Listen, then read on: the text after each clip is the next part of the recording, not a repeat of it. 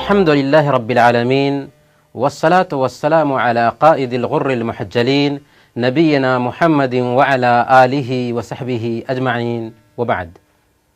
محترم ناظرین، السلام علیکم ورحمۃ اللہ وبرکاتہ۔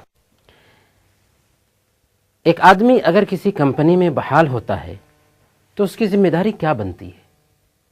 یہی نا کہ وہ ڈیوٹی پر کمپنی جائے اور دھیان سے کام کرے، تبھی اس کی ملازمت برقرار رہ سکتی ہے۔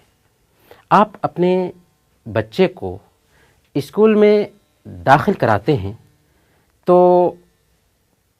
اسکول کی طرف سے اس کو کورس دیا جاتا ہے۔ اب آپ کی ذمہ داری بنتی ہے کہ بچے کو روزانہ اسکول بھیجیں اور بچہ اپنے سبق کو یاد کرے، تبھی وہ اسکول کا اسٹوڈنٹ سمجھا جائے گا اور امتحان میں بھی پاس ہوگا۔ بالکل اسی طرح جب ہم نے کلمہ لا الہ الا اللہ محمد الرسول اللہ کا اقرار کیا تو اب ہم گویا کہ اسلام کے گھر میں داخل ہو گئے، اسلام کی عمارت میں داخل ہو گئے۔ اسلام کی عمارت میں داخل ہونے کے بعد ہم پر سب سے پہلا کام یہ عائد ہوا، ہم پر سب سے پہلا فریضہ یہ عائد ہوا کہ ہم نماز ادا کریں۔ وہ نماز جو ایک مسلمان کی پہچان ہے، وہ نماز جو اسلام اور کفر کے بیچ حد فاصل ہے، وہ نماز جو ہر مسلمان مرد و عورت عاقل و بالغ پر فرض ہے، جو اللہ اور بندے کے بیچ ایک رابطہ اور تعلق ہے۔ اگر اس نماز کی ایک مسلمان پابندی نہیں کر رہا ہے تو اس کا حال اسی انسان کے جیسے ہوا جس نے ملازمت تو حاصل کر لی لیکن وہ ڈیوٹی پر نہیں جاتا۔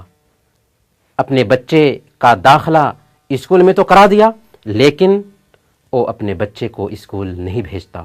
ظاہر سی بات ہے ایسی ملازمت اور ایسے ایڈمیشن کا کوئی فائدہ نہیں۔ بالکل اسی طرح اس دین کا کوئی فائدہ نہیں جس دین کے ماننے والے نماز کا اہتمام نہ کرتے ہوں۔ آپ غور کیجئے، او اہل طائف جنہوں نے اللہ کے نبی صلی اللہ علیہ وسلم کو لہو لہان کر دیا تھا، یہی سن 9 ہجری میں مدینہ پہنچتے ہیں ایک وفد کے ساتھ میں اور اللہ کے نبی صلی اللہ علیہ وسلم کے ہاتھ پر اسلام قبول کرتے ہیں۔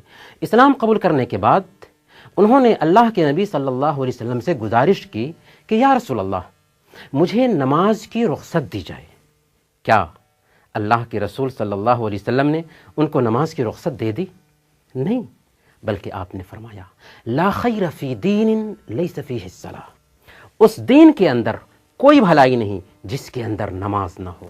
جی ہاں، کلمہ شہادت لا الہ الا اللہ کے اقرار کے بعد پہلا فریضہ نماز ہے، اور یہ اس وقت تک فرض ہے جب تک کہ جان میں جان ہے اور عقل ساتھ دے رہی ہے۔ اگر ایک انسان کھڑے ہو کر نماز نہیں پڑھ سکتا تو بیٹھ کر پڑھے، بیٹھ کر نہیں پڑھ سکتا تو لیٹ کر پڑھے، لیٹ کر نہیں پڑھ سکتا تو سو کر پڑھے، اگر سو کر بھی پڑھنا مشکل ہو تو اشارے سے پڑھے۔ جیسے بھی ہو نماز ہر حالت میں ادا کرنا ہے، کسی بھی حالت میں نماز معاف نہیں۔ ہاں، ایک صورت ہے لیکن اللہ پاک نے اس صورت کو مردوں سے مستثنی رکھا ہے، یعنی